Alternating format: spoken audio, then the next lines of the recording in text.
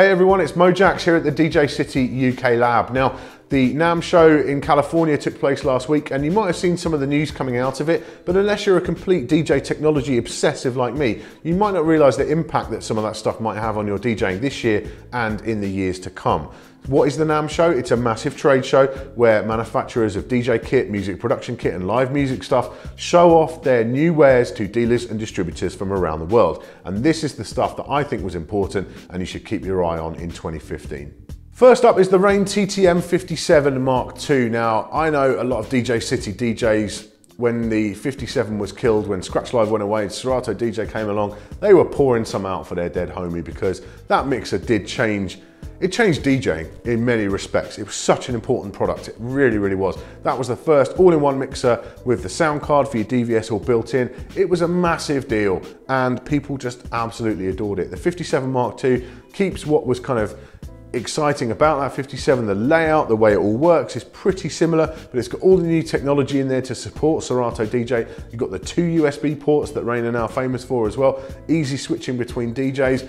I have no reason to suspect it won't be as good and as popular as the original. Obviously, we'll be getting that into the DJ City Lab to review, so look forward to that. Also, Rane showed off the MP 2015. This is basically a very retro kind of vibe, but lots of modern technology in there. So it's a digital mixer with rotary controls with a rotary isolator on there as well. You've got full EQs and filters on each channel, loads of sub-mix options and so on as well. And really this is Rane's attempt to bring that kind of old school Yuri and Bozak kind of vibe up into the 21st century, and it looks really, really exciting. It's also massively expensive, but I think I might want one.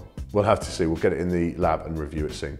Next up is the Pioneer XD JRX. Now, this was launched a couple of days before NAMM. They kind of got the jump on everyone. Basically, it's an all-in-one controller that just uses rekordbox. So you can plug in 1 or 2 USB sticks and play directly off those, no computer required. Now, this has been done before. Pioneer have had 2 units that have done it. Stanton have had a unit that's done it as well. But it looks like this technology is finally maturing. So you've got full color waveforms, you've got a nice color screen on there, and this could be the direction that the industry is going. It's worth watching how well this one does, because if it does set the world alight, we could see a lot more in terms of embedded systems. Eventually it could be you've got your Serato system built into your players or your controllers. So this is definitely, something is in the air when it comes to all-in-ones, and we'll see how the XD JRX does, whether that's actually going to come sooner rather than later.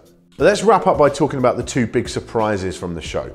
And that was, firstly, the Denon DJ DS1. This is basically a Rane SL2 box in terms of the actual functionality. So 2 in, 2 out, Serato DJ interface, but from Denon. And that's a big deal, Clearly Rane and Serato, they're still tight, because they've got the 57 Mark II coming out and so on. They're still working closely together, but this is the first time we've seen an interface, not a mixer, from a third party other than Rane that works with Serato DJ, and that is a big deal. The actual product itself looks interesting. I mean, it's a budget version, so you're basically coming in at about $300 with all your timecode vinyl and stuff in there. It remains to be seen if the quality approaches that of the Rane, and obviously we'll do a side-by-side comparison here on DJ City. We'll get them in for a review and do them both together. But, as a great budget entry-level interface to get you and your decks hooked into Serato DJ, it's definitely an interesting choice. And yeah, it could herald some new directions for Serato and Denon moving forward. So definitely that's one to watch. Another thing which was a big surprise and is Serato related as well is Serato's one software announcement of the show, and that is Serato Club Kit. Basically that's an extra license that you will buy, and it will allow you to use the full Serato DJ directly from the USB port. So again, using the mixer as an interface with the DJM 850, the DJM 900 Nexus from Pioneer, and the Allen & Heath Zone DB4 and DB2. And that's a big deal because again, that's Serato expanding out not only their sort of MIDI controller market and so on as well, but now we're talking about mixers, we're talking about interfaces.